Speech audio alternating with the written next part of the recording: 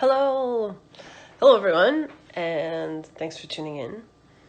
I am about to speak with conductor Sarah Hicks. We'll be doing a little Q&A here on Instagram. So I've already compiled a few questions that people submitted online.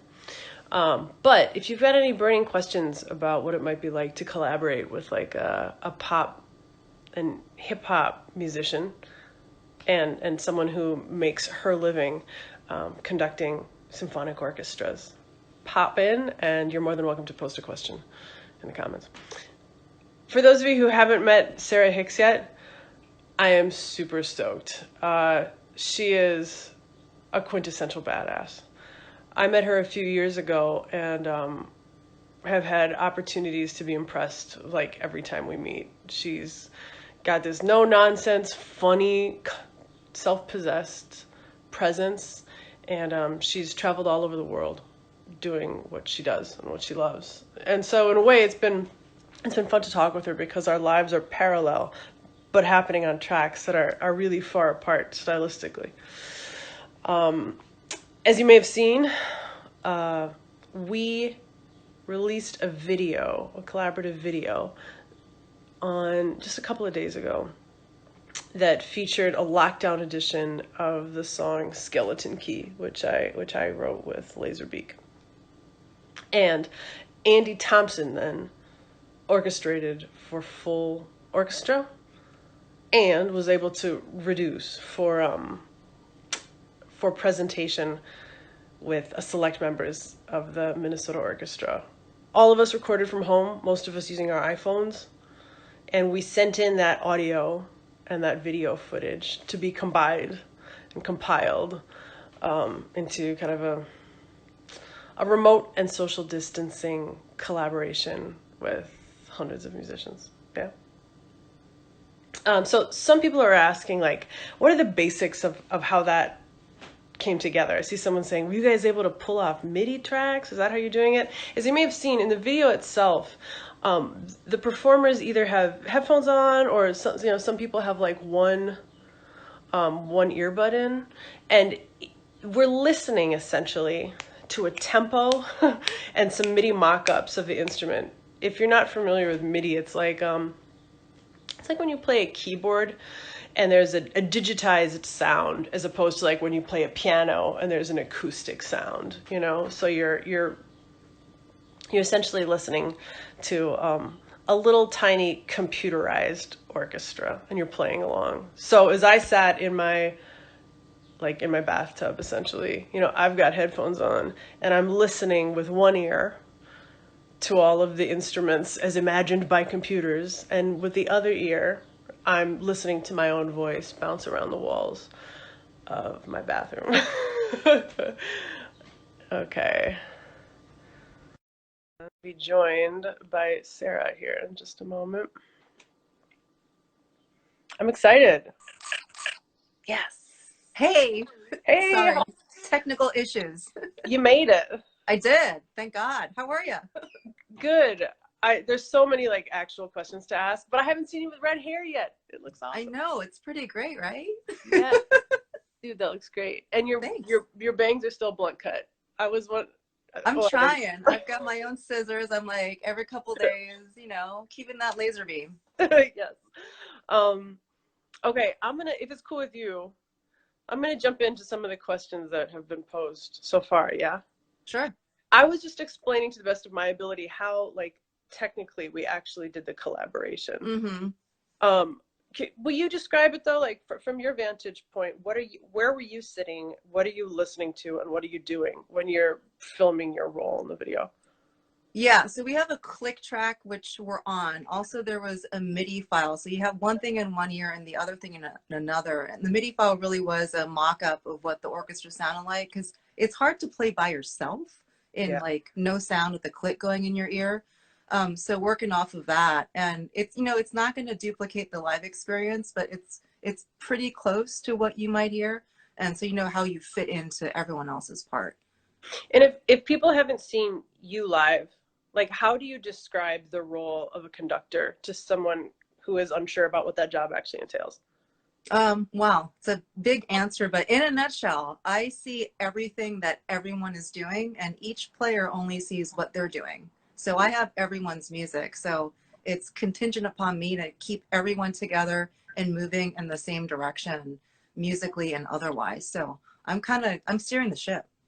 And when you say like everyone together, I can imagine like, okay, we've got to keep everybody on time. Hmm. But like, what about like also dynamics? Just like how loud everybody is playing. Is that Oh, well, everything. right? Yeah, and like who's playing the melody, who has a counter melody that's kind of interesting, or how the harmonic rhythm is moving, or like if it's a short note or a long note, if it's a gentle melody or loud, soft, like all that information has to come from me. So if you were to, let's say that there's a piece that you know really well, and you were to close your eyes, can you mentally like turn up just the violins in your head and Yeah, see I how? actually see the written music, the score, it like moves in front of my eyes. Shut And up. I'm like, I need that. And yeah, I can imagine a lot of stuff. It doesn't always, come to fruition in real life, but hey, in my head, it's perfect. Yeah, totally. Every time. I've never sung Hmm. flat in my head. Okay, I'm diving in. Um, okay, Francie Starr from Minneapolis she just had a sweet note. I love this. She says, my daughters love you both. Last time we saw Sarah Hicks with the orchestra, they came home and fashioned one-shouldered shirts to conduct to So funny. conduct in the room. That's Yeah. awesome. Okay, a question here from Jamfish. She says, what got you into conducting, and what's your favorite part about it? I got into conducting because I was a pianist as a kid and super serious, but I hurt my hands. So I had to find something else that was musical because that was just my form of expression. What was the other question? Oh, what's your like favorite part of the gig? My favorite part of the gig, I would say, is being able to find a way to gather people's energy and point them somewhere positive and beautiful and sort of connecting to others. It's like, I'm the conduit for stuff, and I love being the conduit where things come in and out and I can connect people. Yeah, sometimes I feel a little bit the same way, like even just looking out at the crowd. Do you know what I mean? Like my Mm-hmm. job is to sing, and to rap. Right. It's also to get everybody to feel the same way. And Mm-hmm, sometimes mm-hmm. that's done with a gesture, and sometimes that's done with a high note. But the job Right. is to conduct the emotion in the room so that we're kind of vibing together. Yeah. And you can feel that, right, from an audience? Yeah. 100%. Mm-hmm. Yeah. Is it almost, I mean, when you're conducting, is it almost like, I mean, you've got an audience at your back, that people Yeah. paid for tickets, but you also have the audience of the musicians. Like they're Yes. all looking at you. Both directions. Do you feel like you're balancing interests ever between those two parties? I guess my primary focus has to be my musicians because that's Yeah. my instrument, right? So I got to make sure that they're flowing together. But I'm always aware of like the energy behind my back because you can tell, you hear a lot of coughs, you're like, wait a second. Or if Uh, it's like dead silent, you're like, okay, we got him, we got him. um, okay, this is one for both of us. Hmm. It says, what's the hardest part of the collaboration for an intra-genre project like the one that we've worked on together? Sound the Bells, which was the full-length record that we Hmm. recorded live. And that's from Liz Athens. So what's the hardest part of the collaboration, do you think? Um, I guess bringing all the elements together because it is complicated in terms of like we have written music like your backup singers wanted documents that were not like notated music like we have them. So there's like differences of communication and ways in which we create music. So finding those intersections where we all understand each other, even though we may individually understand each other from like a musical standpoint. There's different language, there's Yeah. different like different everything. So it's like melding those two things. So like Um, what was it? I've forgotten, I guess. Like what was it? What was that miscommunication or different language between the singers? Was it that we were writing out words and we had different ways of notating them? And obviously, you yeah, yeah, yeah. Yeah, yeah. I yeah. remember Abby making these really interesting graphs. I was like, those are so cool, but I have no idea what they mean because that's not how we read music. Totally. Yeah. Totally. I know that even as a rapper versus as a singer, one of the things Hmm. that a lot of like rappers rhyme books will have is they're like writing out their lyrics as like double underlines, little accent marks to try to figure out like where the emphasis, That's should interesting. land on a Yeah, particular yeah. rap pattern. So yeah, it is like even the ways that we notate are really different. I'd Yeah. say for me, you you're this kind of master of clocks in your head. and that took some kind of like Mm-hmm. me getting my sea legs around that, like, you're thinking about when the percussionists are going to hit their instruments, Mm-hmm. but you're also aware of how your gestures might influence and affect like the violin section that might be Mm-hmm. a little different, Yeah, and so exactly. trying to figure out like exactly how tempo works, because it does work a little Ah, differently than I'm used to, which is just sort of this kind of yeah, mechanical steady rhythm with the beat. yeah, yeah, yeah, I'd say for me that was like, okay, let me get my sea legs here on stage. yeah, yeah. um mm. Breen Fiend asks, which artists or creators are most inspirational to you? Not necessarily musicians, but maybe visual artists or authors. That's a good question. So the person I always turn to is Toko Shinoda, who's a Japanese artist. She's 107. She's still alive. She's a badass. She broke into this art world where it wasn't normal for a Japanese woman. But two reasons. One, her stuff is so minimal, but it's so expressive. And I love that sort of juxtaposition. And also, she merges calligraphy and abstract expressionism, where you're like, I don't understand how those two things meet, but they do, and she creates something that's completely individual. And I feel like that is the basis of what I want to create as an artist. And so I've But loved her, and her stuff is cool. what do you mean? It's like the basis of what you want to create, like. It's the sense that you take this ancient art form, not ancient, but old art form of the orchestra, and you add a contemporary art form, whatever it is, hip hop, rap, the amazing Dessa, or singer songwriter, or movies, and like find a way where they actually mesh and create something that's individual and expressive and unique. And that's sort of what I want to do and what I think I'm doing as a conductor. Yeah, man. I think like I like a lot of pop. I do like a lot of Mm-hmm. mainstream art, but I think that the stuff that I like particularly perks my ears as a potential guide or inspiration for my work tends to be stuff that is somehow finding success in an unconventional path. So for Mm-hmm. me, like, Max Porter is this writer who he writes short books, Mm-hmm. and they look almost like, when you open them up, they look like poetry, or sometimes like the words will kind of make wavy forms on the page, and it just, Huh. everything about it says that this dude should be a cult classic who loses a bunch of money every year. Do you know what I mean? Like, this is Yeah, a yeah, chat book. Yeah. yeah, But he's managed to like work in between poetry and prose, which is really hard to do because people want to know where to put it on the yeah. retail shelf, in a way that's really compelling. And so whenever I see anybody, yeah, who's mixing forms essentially, Mm-hmm. in a way that doesn't feel like text, Right. like fusion, like a dumb restaurant, but I'm really excited to see people do that well and with, Mm-hmm. yeah. Um, okay. This is from CC Gradient for Sarah, and she says, you've done significant, I shouldn't say she because I'm not sure, I don't remember. They say, you've done Mm-hmm. significant work to bring a wide variety of programming to the Minnesota Orchestra, resulting in an atmosphere that feels welcoming and accessible to more audiences. What were some of the challenges you faced in this work, and how do you maneuver through them?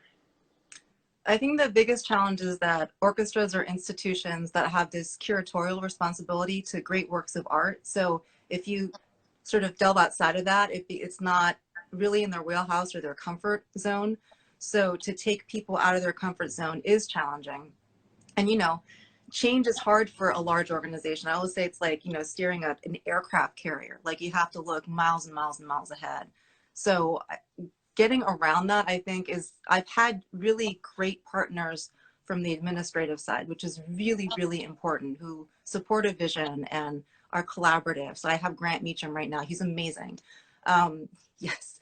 But also being able to bring a lot of ideas to the table and knowing which ones I'm really, really wedded to and I'll go to bat for is important. And also because I work all over the country and the world, I have a good sense of what people want to see, not just in Minneapolis, but in Copenhagen and San Francisco and Seoul. And to have that background and to say, here's what's happening in the world. I really dig it. It's different. I want to bring it to you. And having that trust, I think, is really important. And do you sort of have a sense then in each of the communities that you work of like a general pain threshold for risk and experiment too? Yeah, it's every market is completely different, and so it has to be individualized. So you can't say something that would work, you know, in San Francisco is going to carry over to Minneapolis. So there, you have to be sensitive to that. Yeah, totally. You know, I think one of the features that defines Minneapolis is we don't police the borders between genres as as enthusiastically as some other markets too, which I love. And I think maybe that's because like we have a lot of like DIY musicians as well as these musical institutions. Yeah. You know, Minnesota Orchestra, The Current. But we also have like a big punk scene and a big hip hop scene, and I think there's more mixing here in a way that I really dig. Yeah, I think there is. I agree. Yeah. This one arose several times. This is from CD Raw. It says, to both of you, how do you stay strong in a male-dominated industry? Oh man, we could have a whole session on this. I know. I mean, the basic thing is you just have to stay in your lane. I know that's cliche, but you have to ignore the static around you. And for me, the naysayers, the people who have in the past kind of belittled me because I'm Asian, I'm a woman, I look younger than I am. It's things that might benefit you in one way, but are held against you in different ways. So, being prepared, standing my ground, and being insistent in a quiet and I guess just a calm way. And people usually come around if you create that pool of calm around you and you can back it up with everything you've prepared. How about you? Yeah, my answer slowly dissolved in listening to you because I was like, good point. I do think that excellence is the long-term retort to a lot of short-term haterism. Do you know what I mean? Yeah, absolutely. And I think that you can, if your personality type allows it, like you can sort of sometimes harness some of that insult, that feeling of insult. Yeah. And quietly let it smolder for 4 to 8 years. And like, cool, I'm gonna show you then. You know, and you don't want to do that too much because you explode. But I do think that sometimes you can weaponize that to your advantage. But to the point that you said about like things that can benefit you short term, I wasn't savvy to that. I'll say at the start of my career that like there were sentences that felt like compliments that were sexist that I accepted. Yes.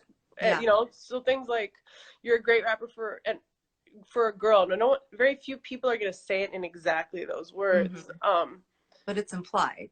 It is.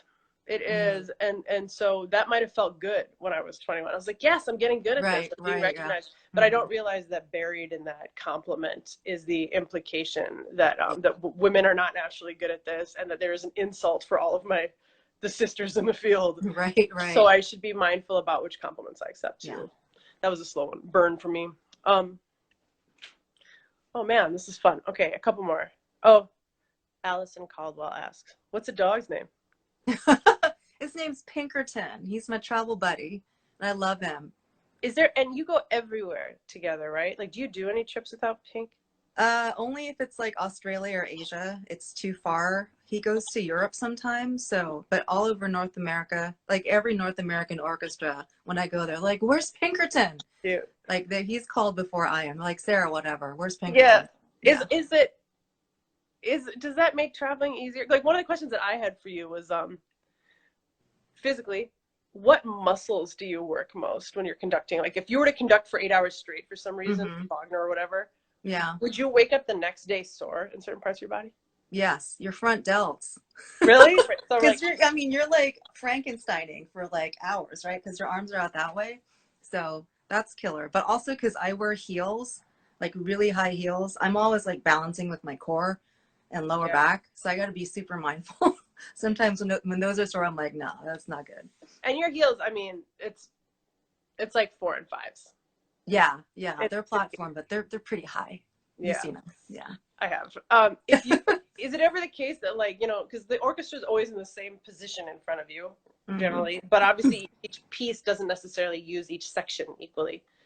Is it ever the case that, like, you would soar in a different place depending on what you've been conducting? Oh, that's a good question. Yes, like, excuse me, if I'm doing like a lot of like film and theater stuff, like that just requires me making bigger gestures sometimes. So like you use different muscles in different ways rather than having a lower set. So It's all different. Wow. Yeah.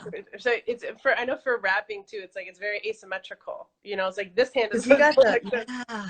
and the mic is always here, and so you naturally bend the knee that's opposite of your mic hand. You know, so you Oh, kind of wow. pull Do like. you ever switch though, I mic try, hands? but it feels so awkward that it's Right. like Yeah. Yeah. Yeah. Yeah. you never. A conductor would never switch baton hands, would they? No, no, no. Standard is right. Yeah. Oh, So even if you're everyone does left-handed. it. Yeah. Everyone.